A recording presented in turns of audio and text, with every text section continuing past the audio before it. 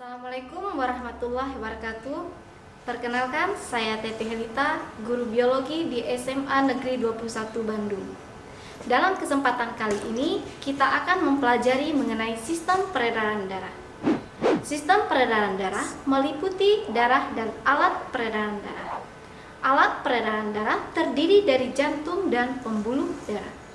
Pembuluh darah terdiri dari pembuluh nadi atau arteri, pembuluh balik atau vena, dan pembuluh kapiler. Alat peredaran darah yang pertama yaitu jantung. Jantung terletak di sebelah kiri bagian dada di antara paru-paru dan dilindungi oleh tulang rusuk. Ukurannya sebesar kepalan tangan dan berfungsi untuk memompa darah ke pembuluh darah. Struktur jantung. Jantung dilapisi oleh selaput bening yang disebut dengan perikardium. Fungsinya untuk melindungi jantung agar tidak terluka karena gesekan saat berdetak. Struktur jantung. Jantung manusia terdiri atas 4 ruang. Di sini saya akan membagi menjadi bagian kanan dan bagian kiri. Pada bagian kanan terdapat atrium kanan dan ventrikel kanan. Pada bagian kiri terdapat atrium kiri dan ventrikel kiri. Atrium kanan berfungsi untuk menerima darah yang kaya karbon dioksida dari seluruh tubuh. Ventrikel kanan berfungsi untuk menerima darah dari atrium kanan dan dipompa ke paru-paru. Atrium kiri berfungsi untuk menerima darah kaya oksigen dari paru-paru. Ventrikel kiri berfungsi untuk menerima darah dari atrium kiri dan dipompa ke seluruh tubuh. Jantung memiliki 4 katup. Yang pertama katup triskupit, yang kedua katup pulmonal, yang ketiga katup biskupit, dan yang keempat katup aorta. Katup triskupit berada di antara atrium kanan dan ventrikel kanan. Berfungsi untuk mencegah kembalinya aliran darah menuju atrium kanan dengan cara menutup pada saat kontraksi ventrikel. Sesuai dengan namanya, katup triskupit terdiri dari 3 daun katup.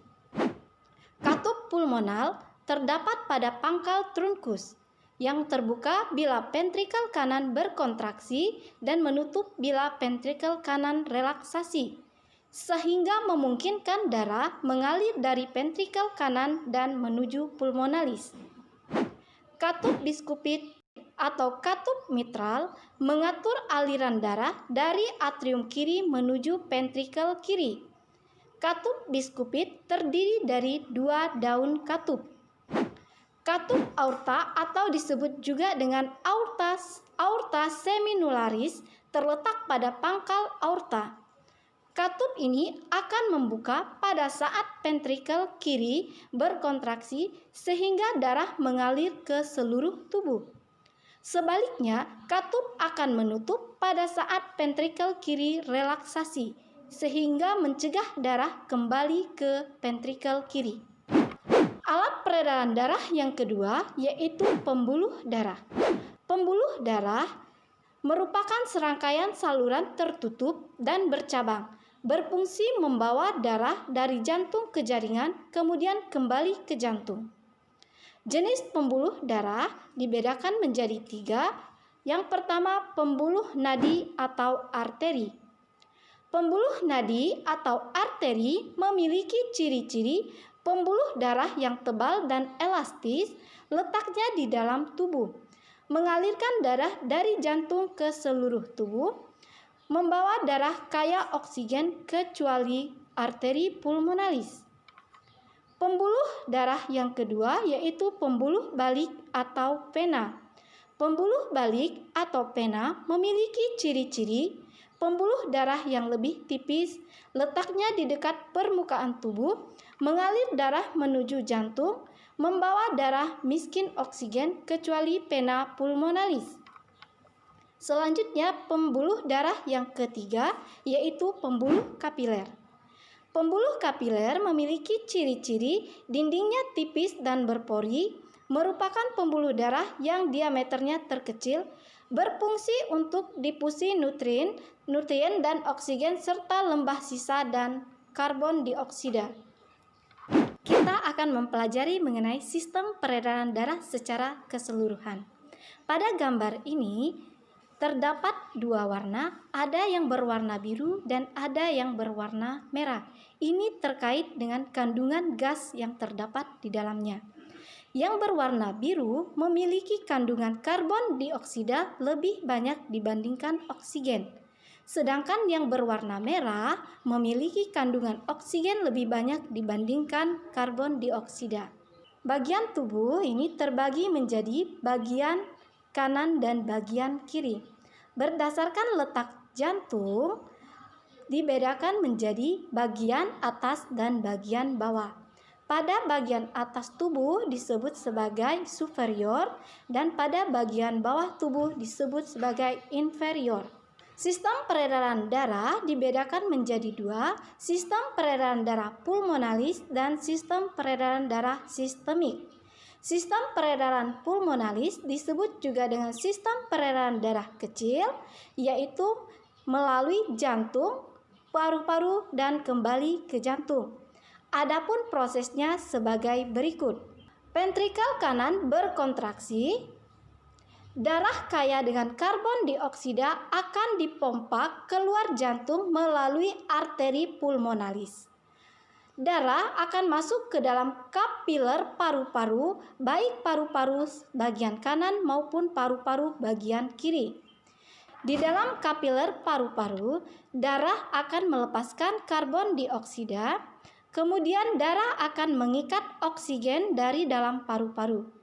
Darah yang kaya dengan oksigen akan dibawa kembali ke jantung melalui vena pulmonalis, masuk ke dalam atrium kiri. Selanjutnya, ventrikel kiri akan mengalami relaksasi sehingga darah dari atrium kiri masuk ke dalam ventrikel kiri. Selanjutnya, sistem peredaran darah sistemik. Sistem peredaran darah sistemik disebut juga dengan sistem peredaran darah besar, yaitu meliputi jantung, seluruh tubuh, kemudian kembali ke jantung. Adapun prosesnya sebagai berikut.